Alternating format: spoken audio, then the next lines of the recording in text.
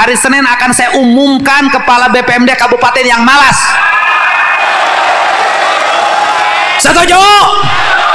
Kita berontak saja, berontak.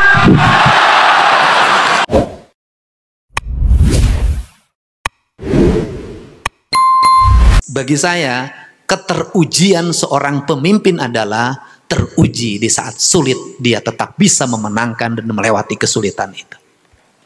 Itu titik. Kenapa? Karena kita katanya bangsa pejuang. Waktu retreat ada simbol petarung. Maka kita tidak akan pernah berhenti untuk bertarung. Saya ini aktivis organisasi. Dulu ketika jadi pimpinan HMI bisa nyari duit buat bangun sekretariat, buat ngasih makan training, tidak ada anggarannya. Masa jadi gubernur yang ada anggarannya tidak bisa lebih dari ketua cabang HMI. Dan yang terakhir, kita bersepakat Pak Wali Kota, para bupati, kami akan menggerakkan seluruh rakyat. Karena saya tidak mau lagi di tempat saya ada orang mengadu Pak. Kalau ada orang mengadu ke tempat saya, berarti kepala desanya tidak berfungsi. Kalau orang mengadu ke tempat saya, berarti camatnya tidak berfungsi. Kalau orang mengadu ke tempat saya, berarti bupati wali kotanya tidak berfungsi. Kenapa? Mengadunya sederhana kok. Butuh uang 1,5 juta Pak untuk ongkos ke rumah sakit bolak-balik. Berangkatnya dari Indramayu, berangkatnya dari Cirebon, dari Tasik. Berapa ongkosnya? Saya bikin gerakan Pak. Hari ini tadi sudah dipelopori. Namanya Poe Ibu, gerakan Sapoe Sarebu. Apa itu? Tiap warga harus nyimpan uang di depan rumah tiap pagi, dipupul oleh RT nunjuk bendaranya, dikumpulin, nanti di kantor desa dikumpulin, di situ ada ruang pelayanannya khusus untuk ngurusin warga yang 2 kesulitannya, masalah sekolah dan kesehatan 2 saja. Seluruh kantor di seluruh provinsi Jawa Barat nanti akan ada ruang pelayanannya. Para bupati akan punya ruang pelayanannya. Para camat punya ruang pelayanannya. Saya yakin Jawa Barat nanti bukan kekurangan, nanti akan kekurangan orang mengadu. Karena seluruh pengaduannya sudah selesai di berbagai titik. Nah, dari sinilah nanti kita akan mulai keadilan. Kenapa? Dari orang yang terpojok karena tidak bisa bayar untuk biaya kelahiran, dia mencuri. Dari yang kepepet karena anaknya pengen beli baju seragam, dia mencuri. Dari yang kepepet karena istrinya di rumah sakit, dia mencuri. Seluruh pencurian itu nanti akan menjadi hukuman manakala negara sudah membuat ruang-ruang keadilan. Tapi selama negara belum membuat ruang keadilan, tak pantas orang mencuri karena lapar dihukum. Untuk itu, semoga pertemuan hari ini pertemuan semangat kita semua untuk membangun rasa adil. Dan saya ngajak semua orang jangan mengatakan tidak ada uangnya, tidak ada anggarannya. Kalimat itu kalimat bohong. Kenapa? Giliran rakyat minta bantuan rumah sakit 500.000, Anda katakan tidak punya duit. Tapi malam karaokean sama LC Anda punya duit.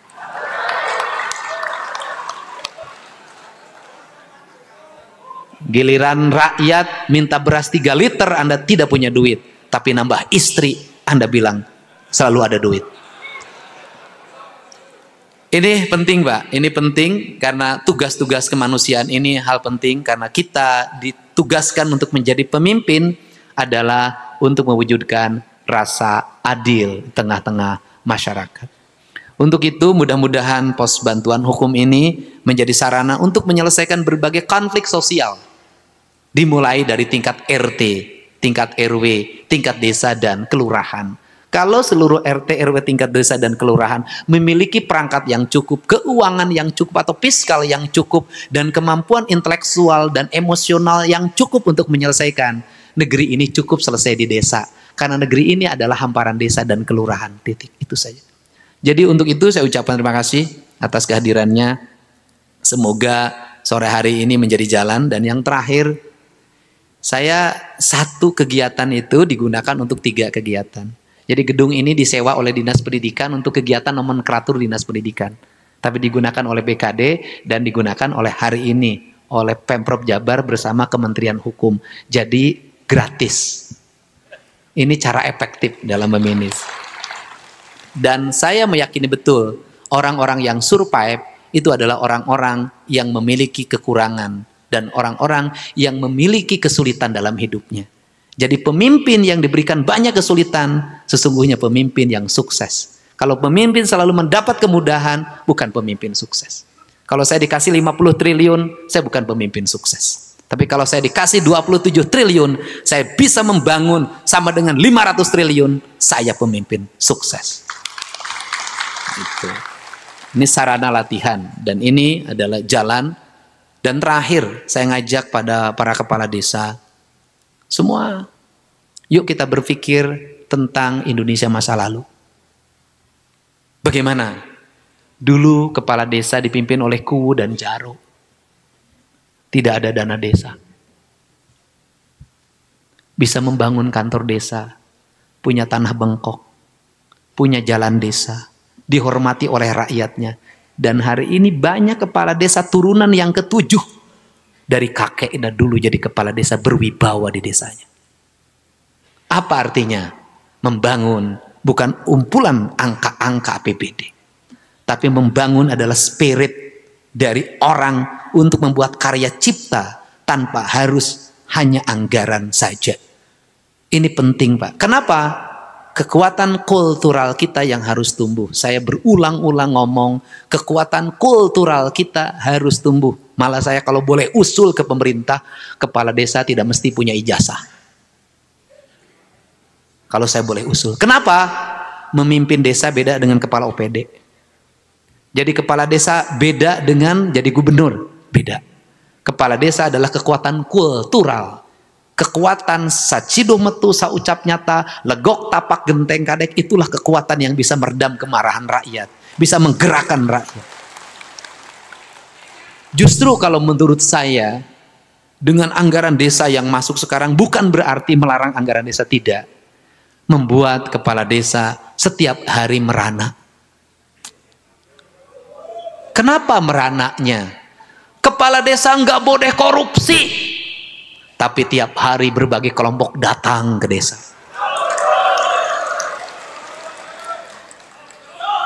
Orang bertemu gubernur susah. Nggak bisa nembus, Pak. Bertemu bupati susah. Nggak bisa nembus. Tapi bertemu kepala desa itu paling gampang. Nungora nage belah mana nyahun. Nah kita ngomong realitas. Yang berkunjung ke desa itu pulangnya pasti diamplopin. Sekali berangkat gocap. Kali 10 500. Rombongannya ada pagi jam 8, siang, sore. Digabungin sehari 2 juta. Sebulan berapa? Sebulan bisa 60 juta. Ngambilnya di mana ya dana desa? Nanti diperiksa lagi inspektorat, dihitung lagi. Nambah doi rokok. Nanti ujungnya masuk kejaksaan, harus dikembalikan itu ke kas negara dalam waktu cepat. Banyak kepala desa akhirnya menjual rumahnya. Kenapa? Karena ketidakberanian menghadapi tekanan dari luar. Bener nggak? Tapi ayo oke kepala desa nu bisa nyandung bengar ayah. Tidak semuanya. Nah, ini kan itu juga terjadi di kepala sekolah. Untuk itu, para kepala desa kan saya sudah minta ada koordinatornya. Seluruh kepala desa harus ada legal yang mendampinginya tiap kabupaten.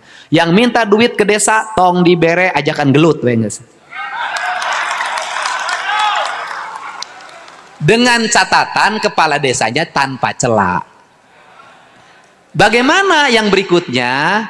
Kalau di pos kabupaten ada mamin, jamuan tamu. Di pos kementerian ada jamuan tamunya. Di organisasi perangkat daerah ada jamuan tamunya. Di desa nggak ada komponen itu. Sedangkan kepala desa camat berkunjung tiap minggu, sekmat berkunjung, kepala urusan berkunjung. di Pemda Inspektorat berkunjung, kepala Bapeda berkunjung, ada yang mau ngukur jalan, mampir dulu ke desa, semuanya diajak dahar, dirokok. Betul tidak? Udah, karena itu budayanya. Nggak sok siapa pegawai Pemda siapa penting aku sok diongkosan kok balik naiknya. Berkunjung, makanya selama saya jadi gubernur tidak ada lomba desa, nggak ada. Kenapa? Karena apa? Hadiahnya cuman sertifikat, oloknya gede. Makanya lombanya cuma satu, yaitu Gapura Sriba Duga. Mereka yang terpilih desa terbaik mendapat 9 miliar dalam bentuk anggaran pembangunan. Selesai. Nah, ini yang terjadi. Untuk itu yaitu bobotnya diturunkan, sehingga nanti ini yang dimaksud. Jadi setiap tamu ke desa nanti ada bendahara yang memegang anggaran rereongan sapoe sarebu di depan. Begitu ada tamu yang datang ke situ langsung ditanya, "Bapak kunaon di rumah sakit?" Padahal mah arek meres, tetulus balik deui. Ini penting, Pak. Ini penting. Nah, terakhir, tetapi sesusah-susahnya kepala desa masuk dalam 7 keajaiban dunia. Kenapa masuk 7 keajaiban dunia? Dana desana sering telat, bantuan keuangan desa kabupaten sering telat, gaji RT aya nu satahun sakali. Saya tahu itu, ya kan? Ayo setahun ada gak ini Pak Menteri Hukum, ada gaji RT yang diberikan pada waktu Lebaran, yaitu setahun, jumlahnya 750.000. Tahu saya. Nah, itu ada yang begitu, tapi ada juga yang sudah sejahtera. Nah, apa 7 keajaibannya? Padahal kantor desanya sudah minus, tapi masih punya istri 2. Ada yang punya istri 3. Ada yang 4, bahkan ada yang 7. Tapi kalau setiap hari diondang oleh warga, keondangan wae. Lamun aya jaipongan nyawer boga duit, aya dangdutan orgenan mayar. Itulah kepala desa. Karena kepala desa adalah termasuk manusia langka 7 keajaiban dunia. Mantap, hebat. Dan bantuan gubernurnya hari ini sudah turun. Yang belum turun bukan salah di saya, salah di pengajuannya. Yang sudah masuk ke meja Badan Pengelolaan Keuangan otomatis cair. Betul nggak? Sekarang gini, Pak Kepala Badan Pemberdayaan Masyarakat Desa, mana?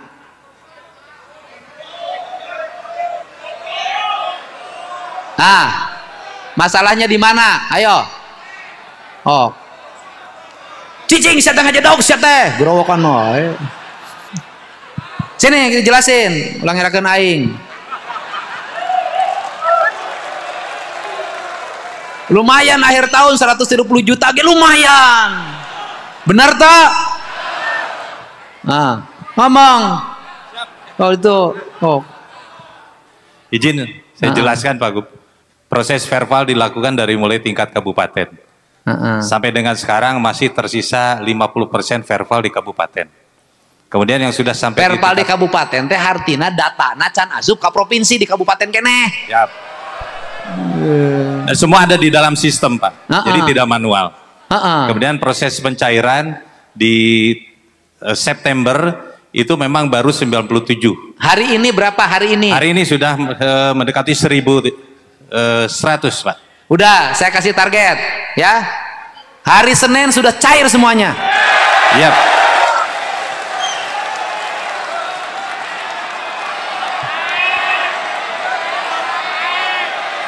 Ya kan? Nanti kalau yang kepala BPMD kabupatennya tidak mau ngelemur sampai hari Minggu, hari Senin akan saya umumkan kepala BPMD kabupaten yang malas. Setuju? Kita berontak saja, berontak. Oke. BPMD kabupaten ada, berdiri semuanya. Nangtong. Siapa ulah minta uang rokok nawai ka desa teh kudu gerajan teh. Ya. Nanti langsung Pak diumumin di media sosial saya. Hari ini Bapak masukin ke media sosial saya, kirimin, saya umumin BPMD termalas di Provinsi Jawa Barat ini. Siap. Oke? Siap. Mantap. Oh, kanu duit mah. Ulang ngagulung dirinya, pindah ke luhur pindah. Ejang, ulang ngagulung napanto. Pak kepala saya itu kalau dengan kepala desa tuh kayak temen. Awas, tapi siala mundu 130 juta ku siap pakai kakarokean ku aing awas ya.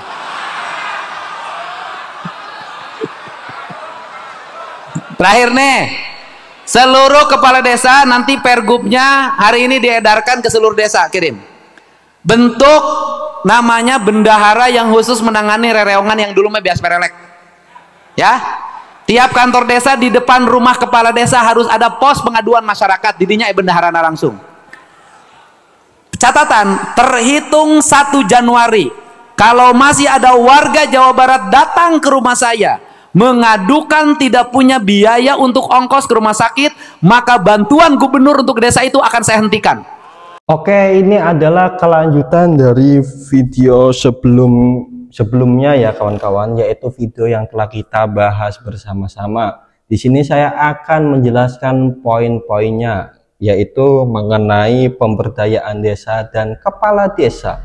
Gerakan Sapoe Sarebu, itu bahasa Sunda, sehari 1000. Beliau memprakarsai apa itu gerakan poe ibu, hari ibu, atau Sapoe 1000, di mana setiap warga harus menyimpan uang 1000 di depan rumah yang kemudian dikumpulkan RT atau desa untuk menangani masalah sekolah dan kesehatan. Ya, ini harus dicontoh ini sama RT saya ini. Karena anggaran RT itu dikit. Di sini ya, bukan di tempat kawan-kawan ya. Ancaman penghentian bantuan gubernur terhitung 1 Januari jika masih ada warga Jawa Barat datang mengadu ke rumahnya karena tidak punya biaya ongkos ke rumah sakit. Bantuan gubernur untuk desa tersebut akan dihentikan. Problematika kepala desa, beliau menyinggung kesulitan kepala desa yang sering mendapat kunjungan dan jamuan dari berbagai pihak Pemda tanpa adanya komponen anggaran jamuan tamu yang dapat memicu masalah korupsi. Kepala desa adalah 7 keajaiban dunia. Emang boleh jujur. Beliau menyebut kepala desa adalah manusia langka dan 7 keajaiban dunia karena tetap bisa bertahan bahkan punya istri lebih dari 1. Padahal gaji sering telat. Dan kantor desa serba minus. Nah, pokoknya gitu kan. Saya Taufik Hasan pamit mengundurkan diri. Kurang lebihnya mohon maaf dan terima kasih.